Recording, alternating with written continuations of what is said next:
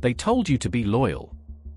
They told you to trust the people around you, to build strong connections, to open up, to be honest, to let people in. That advice sounds noble.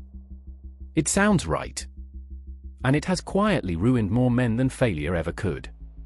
Because the truth is far less comfortable. The people who will damage your life the most will never look like enemies. They won't stand across from you. They won't announce their intentions. They won't give you a reason to raise your guard. They will sit next to you. They will laugh with you, agree with you, encourage you. And all the while, they are watching, studying how you think, noticing what affects you, learning exactly where your armor is thin. You think betrayal is loud. It isn't. It is quiet, gradual, almost invisible until the damage is already done. A stranger has to guess your weaknesses. But the people closest to you, they don't guess. They already know. They know what makes you hesitate. They know what makes you doubt yourself. They know exactly which words to say to shift your state of mind. And when the moment comes, they use it. Not always out of hatred. Not always with intention. But always with effect. 500 years ago, in the political chaos of Florence, Niccolò Machiavelli observed a pattern that most people still refuse to accept. Loyalty is not permanent. It is conditional. As long as your existence benefits someone, they will stand beside you. But the moment your growth challenges their identity, their comfort, or their position, that loyalty begins to fracture. Not all at once, but slowly, subtly, until one day, you realize something you should have seen much earlier. You were never surrounded by allies. You were surrounded by variables.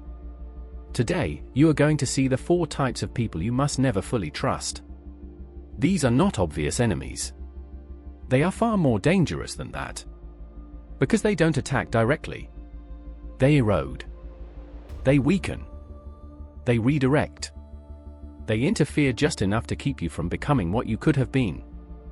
And the worst part is this: you have already encountered every single one of them. Maybe in your friends. Maybe in your family. Maybe in the people you speak to every day. You just didn't have the language to recognize them. Until now. Pay attention. Because once you see these patterns clearly, you won't be able to unsee them. And the way you move through your life will never be the same again. The first person you must learn to recognize is the one who stands beside you. Not above you. Not below you. Beside you. This is the envious equal. The friend, the peer, the one who started at the same level as you. The same environment. The same opportunities. The same baseline. At the beginning, there is no tension. There is alignment. You grow together. You struggle together. You share ideas, plans, ambitions. It feels like loyalty. It feels like brotherhood. But that dynamic only works under one condition. You must remain equal. The moment that balance shifts, everything changes. And it doesn't happen all at once. It starts small. You begin to improve. You become more disciplined, more focused, more intentional with your time. Your results begin to separate from theirs.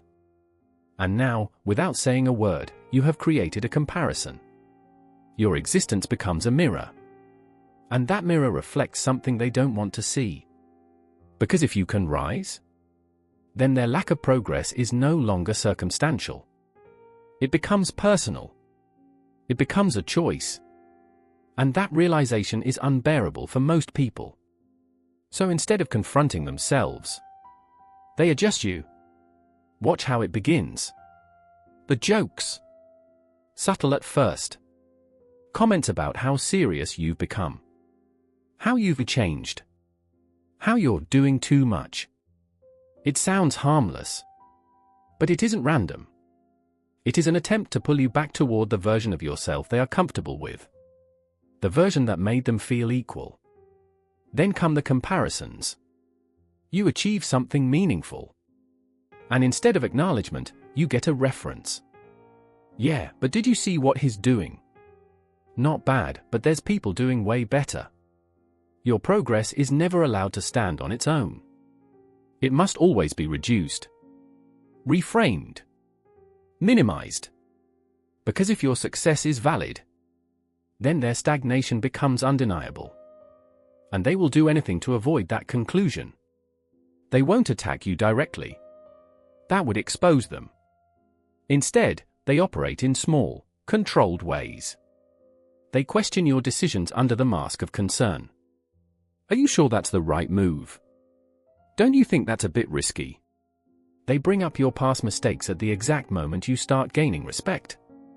They remind others of who you used to be, as if that version of you is still relevant.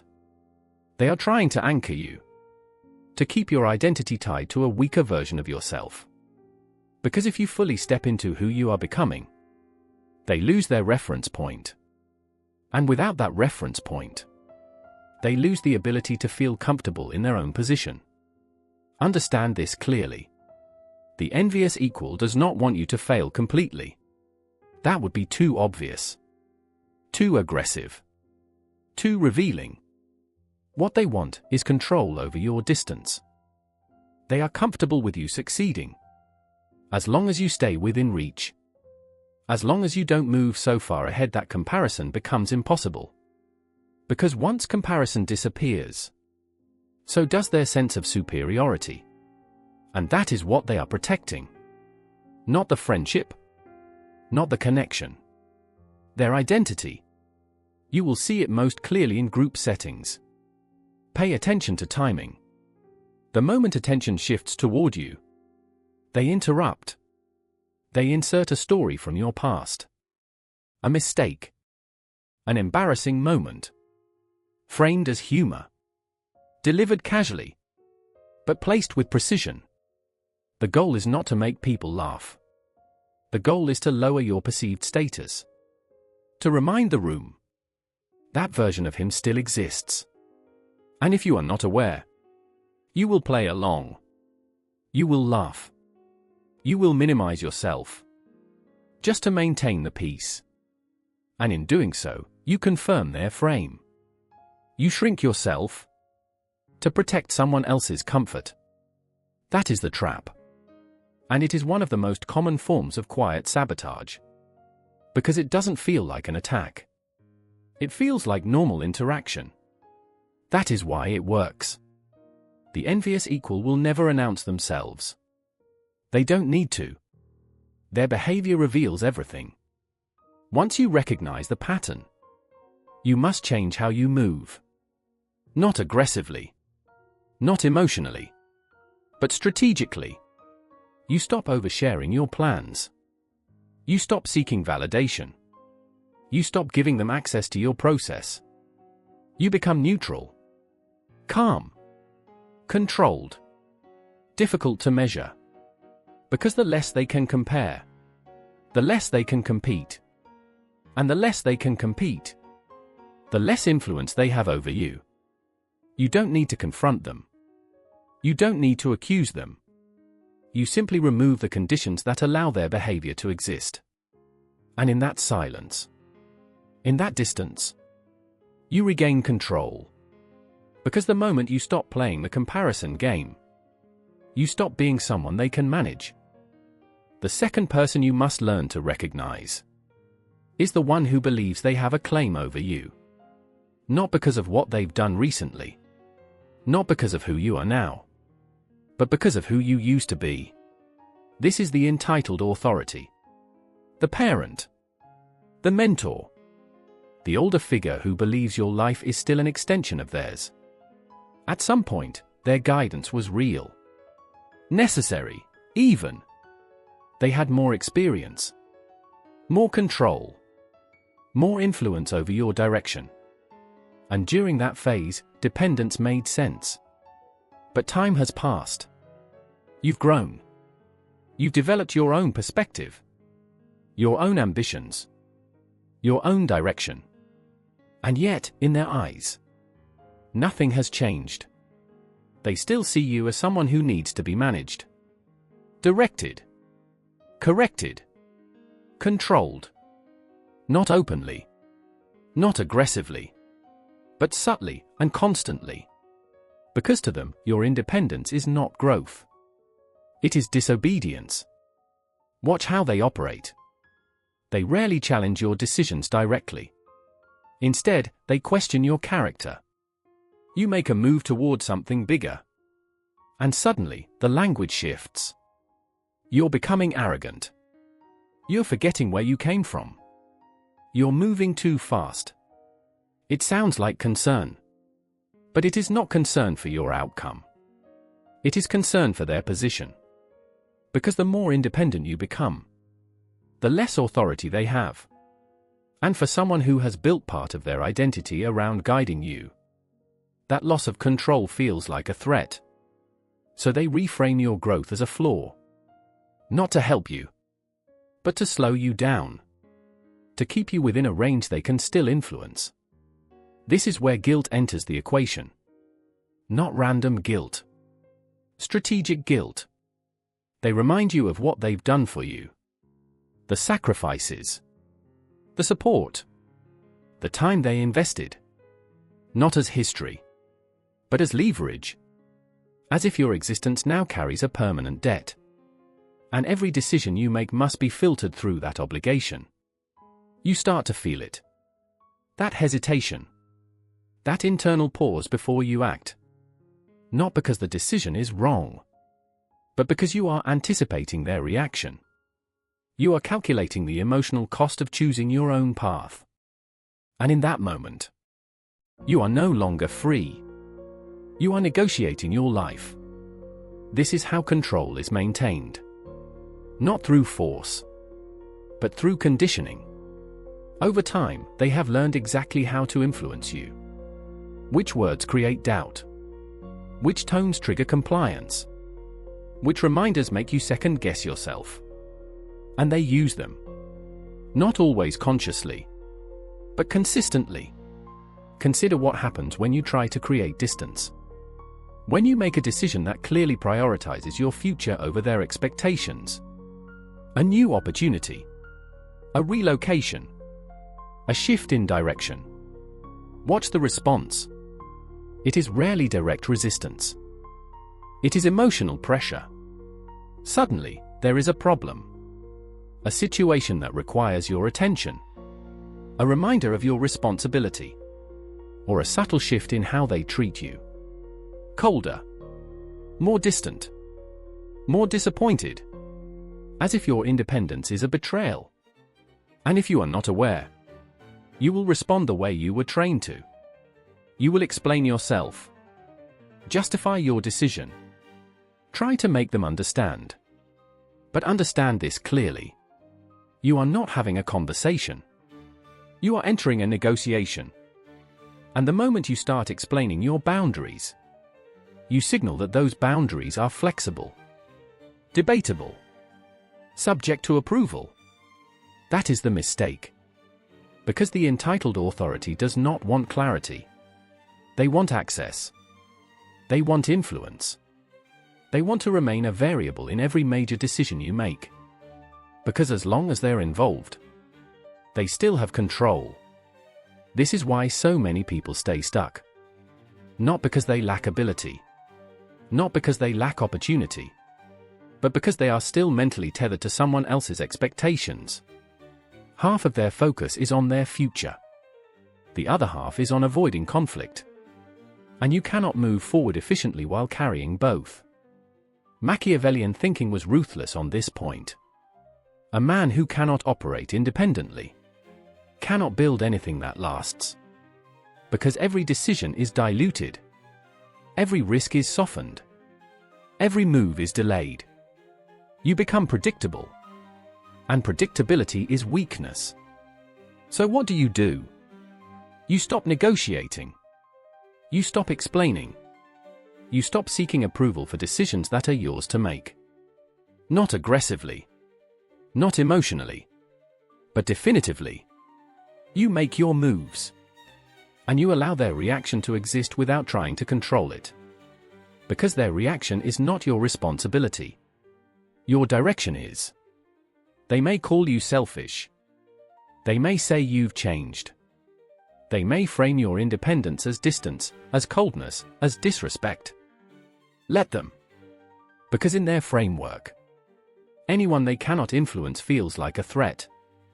And that is the position you must be willing to occupy. Not out of rebellion, but out of necessity. Because the moment you stop needing their approval, you remove their primary tool of control. And for the first time, your decisions become your own. The third person you must learn to recognize is the one who never challenges you, never competes with you, never creates obvious friction. In fact, they seem like the safest person in your circle. This is the information broker. The one who listens. The one who understands. The one who is always there when you need to talk. They don't dominate conversations. They invite them. They ask the right questions at the right time. How have you been, really? Is everything going okay? You can be honest with me. And eventually, you are. Because it feels rare. It feels relieving to speak without resistance. To feel heard without judgment. So you open up. You talk about your plans. Your struggles. Your frustrations with other people. You explain what's not working. Where you're uncertain. What you're trying to figure out. And in that moment, you feel lighter. But you shouldn't. Because what feels like release is actually exposure. The information broker does not process what you say the way you think they do. They store it. Every detail becomes a data point. Every emotion becomes context. Every weakness becomes potential leverage. And unlike the envious equal or the entitled authority, they don't use it immediately. They wait. That is what makes them dangerous. They operate on timing. Understand this. Their value in the social environment is not based on what they build. It is based on what they know. They are the center of conversations. The bridge between people. The one who always seems to have insight into what's happening. And the only way they maintain that position is through information. Yours included. It doesn't always look malicious. That's why it works. Sometimes it shows up as casual conversation. Your name comes up. And they contribute something small. A detail. A comment. A piece of context you assumed was private. Just enough to shape perception. Not enough to be traced back as betrayal. But enough to shift how others see you. Other times, it's more direct. They relay your struggles to someone else under the mask of concern. I think he's been going through something. I'm not sure he's doing as well as he says. Now your private situation becomes public interpretation. And you lose control of the narrative. This is how influence works at a subtle level. Not through lies, but through selective truth. The broker doesn't need to invent anything. They simply redistribute what you gave them. At the right moment. To the right person. Machiavelli understood this dynamic clearly. The person who brings you news of others is never neutral. Because information is never neutral. It is always being used to position someone, to elevate or to weaken. And if someone is consistently in the middle of that exchange, they are not passive. They are strategic. Watch how the broker maintains access. They create emotional safety. They make you feel like they are separate from the rest. More understanding. More grounded. More trustworthy. They position themselves as the exception. So while you become guarded around others, you remain open with them. That is the design. Because once they become your outlet, they become your source. and your source eventually becomes your exposure. The most dangerous part is this: you will defend them. If someone questions their loyalty, you will dismiss it. Because in your experience, they've never directly harmed you. They've never confronted you, never disrespected you. And that's exactly why you don't see it. Because their influence is not direct. It is distributed, felt across multiple interactions, multiple conversations, multiple perceptions. By the time the effect reaches you, it is disconnected from the source. You don't trace it back. You just feel it. People responding differently. Energy shifting. Conversations feeling slightly off. And you don't know why. This is why control over information is power.